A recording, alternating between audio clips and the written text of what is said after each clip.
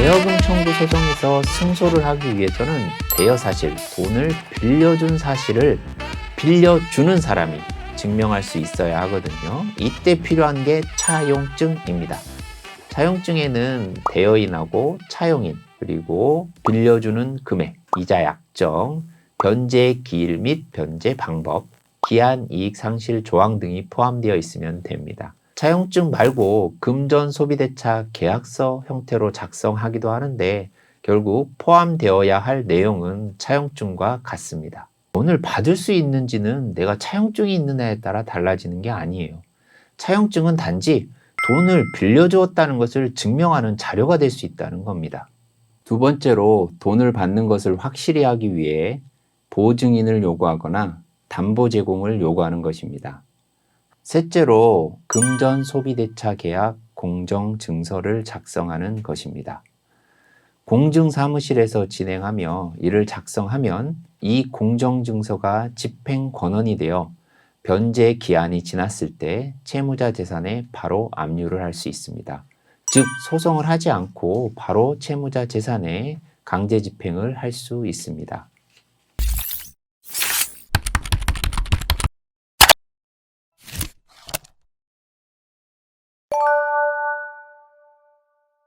이번 편은 빌려준 돈을 받는 방법 3탄, 실제 돈 받아내는 방법 편입니다. 2탄에서 언급한 차용증, 금전 소비대차 계약서 작성, 보증인 요구, 담보 제공 요구, 금전 소비대차 계약 공정증서 작성까지 다 하고 차용인에게 돈을 빌려주었는데 약속한 변제 기일이 지났음에도 불구하고 돈을 갚지 않는다면 어떻게 해야 할까요에 관한 이야기입니다.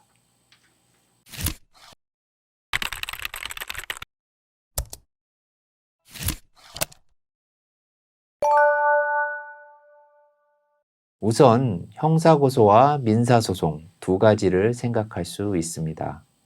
여기서 이런 질문들을 많이 하십니다. 돈을 빌려주고 안 갚는데 신고할 수 있나요? 경찰서 가면 되나요? 사기 아닌가요? 여러분이 명심할 것은 돈을 빌려주고 안 갚을 때 사기죄가 되는 경우보다 되지 않는 경우가 더 많을 수 있다. 그러니까 무조건 사기라고 생각하시면 안 됩니다.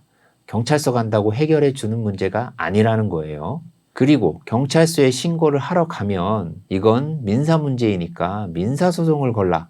이런 이야기를 듣고 오신 분들이 계실 겁니다. 형사 고소, 즉 차용 사기가 되려면 돈을 빌린 사람이 돈을 갚을 능력이나 돈을 갚을 의사가 없는 상태에서 돈을 빌린 경우여야 합니다. 차용 사기의 대표적인 경우가 용도를 속이고 돈을 빌린 경우, 그리고 변제할 자금의 마련 방법과 관련하여 이를 속이고 빌린 경우, 이 두 가지가 아주 대표적인 예입니다. 이 부분과 관련하여 대법원 판례를 한 가지 소개하려고 합니다. 사기죄의 구성 요건인 편취의 범위는 피고인이 자백하지 않는 이상 범행 전후의 피고인의 재력, 환경, 범행의 내용, 거래의 이행 과정 등과 같은 객관적인 사정 등을 종합하여 판단할 수밖에 없는 것이고, 타인으로부터 금전을 차용함에 있어서 그 차용한 금전의 용도나 변제할 자금의 마련 방법에 관하여 사실대로 고지하였더라면 상대방이 응하지 않았을 경우에 그 용도나 변제 자금의 마련 방법에 관하여 진실에 반하는 사실을 고지하여 금전을 교부받은 경우에는 사기죄가 성립하고, 이 경우 차용금 채무에 대한 담보를 제공하였다는 사정만으로 결론을 달리할 것은 아니다 라는 대법원 판결이 있습니다. 용도 사기는 A 용도로 사용할 것이라고 고지하고 빌렸는데 실제로는 채권자를 속이고 B 용도로 사용한 경우에 이를 용도 사기라고 합니다. 예를 들어서 자기는 도박으로 사용할 생각이었는데 이를 채권자한테는 생활비로 쓰겠다고 하고 빌린 경우입니다. 또 이런 질문들을 많이 합니다. 사기죄로 고소하면 돈 받을 수 있는 거 아닌가요? 여기서 알아두셔야 할 것은 사기죄로 형사고소를 하는 것은 원칙적으로 처벌을 해달라고 하는 것이지 돈을 받는 절차는 아니에요. 다만 형사고소를 하면 상대가 합의를 요구하는 경우가 있고 특히 사기죄 혐의가 인정되어 기소가 돼서 형사재판을 받는다. 그러면 피해자와의 합의 사실이 중요한 양형사유이기 때문에 합의를 요구하는 경우가 있습니다. 그래서 형사고소를 돈을 받기 위한 중간 역할로 생각해 볼 수는 있습니다.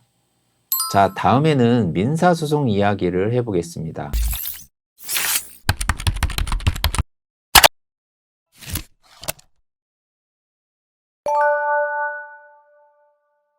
많은 분들이 소송에서 이기면 그걸로 끝, 나 돈 받는다. 이렇게 알고 계시는데 이것도 그렇지 않습니다. 대여금 청구 소송의 경우 돈을 갚을 의무가 있다는 것을 확인해서 이를 지급하라는 판결만을 내릴 뿐입니다. 판결이 났는데도 차용인이 이행을 안 하는 경우가 있기 때문에 소송에서 이긴다고 해서 절대 끝이 아닙니다. 그리고 소송 말고 보다 간단한 절차인 지급명령이 있는데요. 이 지급명령은 상대방이 2주 안에 이의 신청을 하지 않으면 그대로 확정이 되기 때문에 소송보다 비용이나 시간이 절약되는 절차라고 생각하시면 됩니다. 그리고 서류만 가지고 판단하는 절차이고, 다만 채무자가 이의 신청을 하게 되면 소송의 절차로 넘어간다. 이렇게 생각하시면 되고요.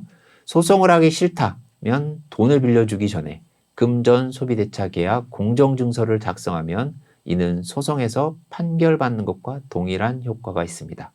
민사소송은 대여금 청구 소송, 지급명령 신청이 있고, 이 이전에 2탄에서 말씀드린 금전 소비대차 계약 공정증서를 작성하는 방법이 있다. 이렇게 생각하시면 됩니다. 자, 민사소송에서 승소한 판결이 확정되었어요. 그리고 지급명령이 확정되었어요. 그리고 금전 소비대차 계약 공정증서 상의 변제 기한이 지났어요. 근데 채무자가 돈을 갚지 않고 있습니다. 그럼 채권자는 앞으로 어떤 걸 해야 될까요? 이때 나오는 것이 바로 압류 강제 집행입니다.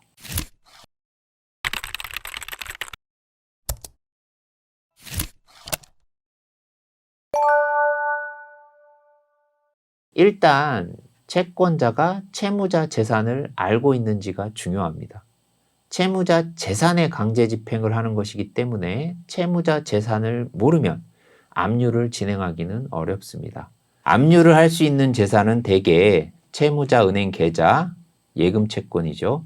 채무자 급여 채권, 그리고 채무자 부동산, 채무자 동산, 채무자가 제3자에 대해 가지는 채권 등이 있습니다. 이상의 것들에 대해서 각각 개별적으로 압류를 진행하는 겁니다. 이러한 것을 알고 있다면 그나마 다행입니다. 그 재산에 압류를 할 수 있기 때문이죠. 그런데 만약 채무자 재산을 알고 있는 것이 없다. 그럼 채권자 입장에서는 우선 채무자의 재산을 찾아야 됩니다. 채무자의 재산을 찾는 방법은 크게 두 가지가 있습니다. 재산 명시 신청과 재산 조회 신청입니다. 재산 명시 신청은 채무자가 스스로 재산 목록을 법원에 제출하게 할 수 있고, 일정 요건 하에 재산 조회 신청을 할 수 있는 조건이 되기도 합니다. 재산 명시, 재산 조회를 통해 채무자 재산을 파악해서 그 재산의 압류를 진행하는 것입니다. 이렇게 했는데 압류할 재산이 없다면 당장 돈을 받기는 어려울 수는 있습니다.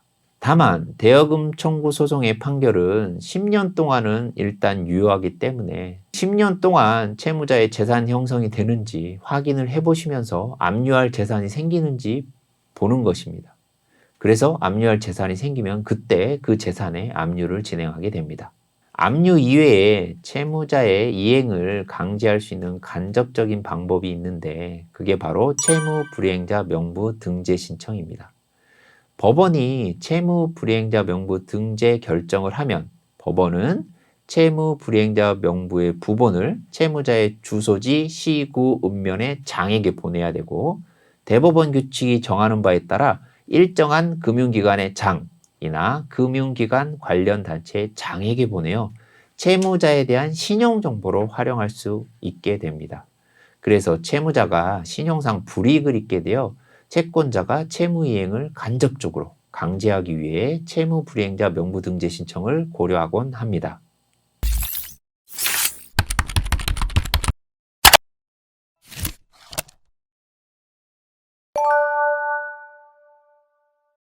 이상 제 이야기를 끝까지 들어주신 여러분들은 빌려준 돈을 받는 일이 절대 쉬운 일이 아니라는 것을 아시게 되셨을 겁니다. 시간과 별도의 비용이 드는 경우가 많고, 특히 비용은 채권자가 먼저 지출할 수밖에 없습니다. 그리고 그 시간 동안 채권자는 경제적, 정신적으로 괴로울 것입니다. 의뢰인분들께서 이런 얘기를 하십니다. 내가 돈 들여서 판결받고 압류해보고 다 했는데 결국 받은 돈이 빌려준 돈의 일부에 불과하다. 받은 돈이 하나도 없다. 그래서 제가 빌려준 돈 받는 방법 1탄에서 돈을 빌려주지 않는 것이 가장 오히려 행복할 수 있다. 이런 말씀을 드린 이유입니다. 빌려준 돈 받는 방법에 대해 말씀을 드렸는데요. 돈을 빌려주는 것은 순간일지 몰라도 돈을 받아내는 것은 오랜 시간이 걸릴 수 있다는 것을 꼭 명심하시면서, 이상으로 빌려준 돈 받는 방법에 대해 영상을 마치도록 하겠습니다. 다음에도 알유법으로 유용한 법률 정보를 가지고 올 테니 많은 관심 부탁드립니다. 감사합니다.